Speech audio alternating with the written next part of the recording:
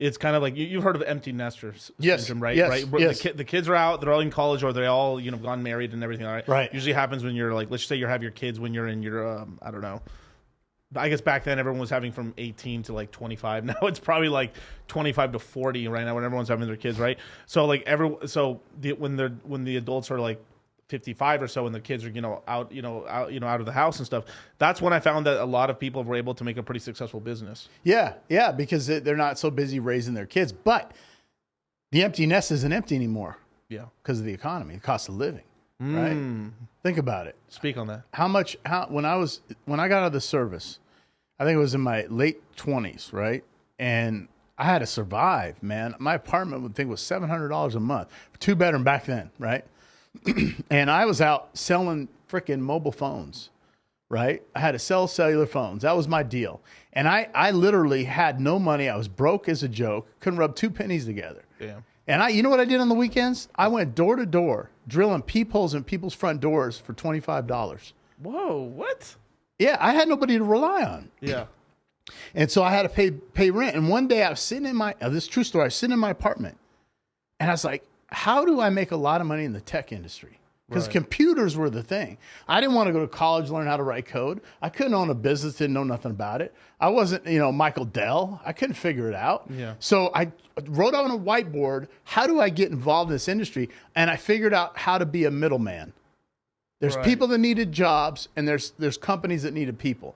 So this true story, I went door to door out in the city of Bellevue, which is the east side of Seattle, with my cheap little $100 suit.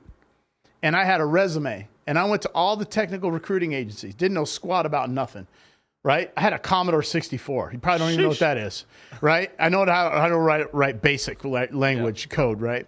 And I got a job, and I just said door to door. I said, look, somebody's going to hire me. It might not be you, but it'll be the next guy. This little boutique agency called Data Partners hired me.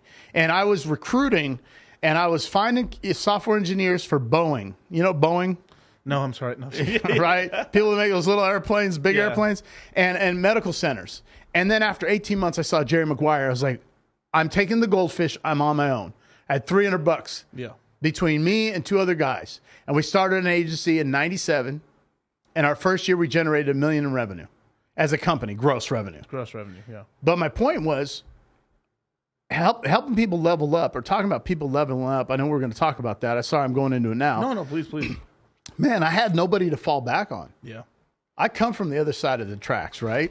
I don't come from a lower middle class family, middle class, which is most Americans. And it was like, man, I have rent due. Yeah. People are talking about, oh man, I can't pay bills. You can go right down the strip right now and sell Red Bull and water for $3, Red Bull for $5 out of a cooler on the strip, and make $1,000 a weekend. You can make the average income a year, which is $42,000 a year on the strip, if you want to work just the weekends. But you got to want it. You got to want it. And people were talking about, oh, I need help. You need help. Right now, the cost of living is high, right? Yeah. So the younger adults right now have been sheltered. They've been pampered. Their parents have drawn the shell around them and said, hey, it's okay. Here's your participation trophy, and pat them on the back. Right. You got to figure it out. And so I had no choice. It was either the streets or I figured it out. Right. And so I got in the technical recruiting industry, and I started putting 2 to 2 together. It's like, wait a minute. I'm doing 99% of the work, and I get 20% of the effort. And I left. I took my one client, Providence Medical Center. We owned that account, and we placed software engineers, network engineers on contract. We had margins. Right. And then from that day on, I've still been doing the same thing, but on a different level. Right.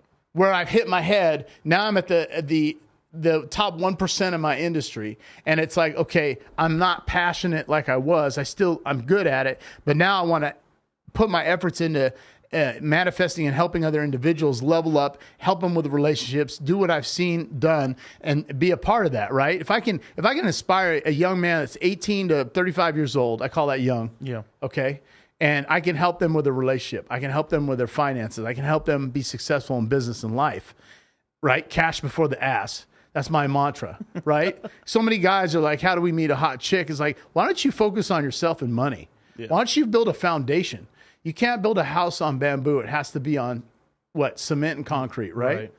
And so my focus right now is if I can inspire just one person, listening to this podcast and they go, well, wait a minute, Miguel is going to help me with my investment. This guy's going to help me with relationships, right? The do's and don'ts. And if I can do that in 5 years, that guy in 5 years is going to be a millionaire, more than likely. He's going to be successful. He's going to have options to pick and choose from. That's right.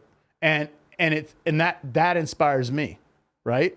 But I know a guy like me that came from nothing to something, I can teach other people how to do that.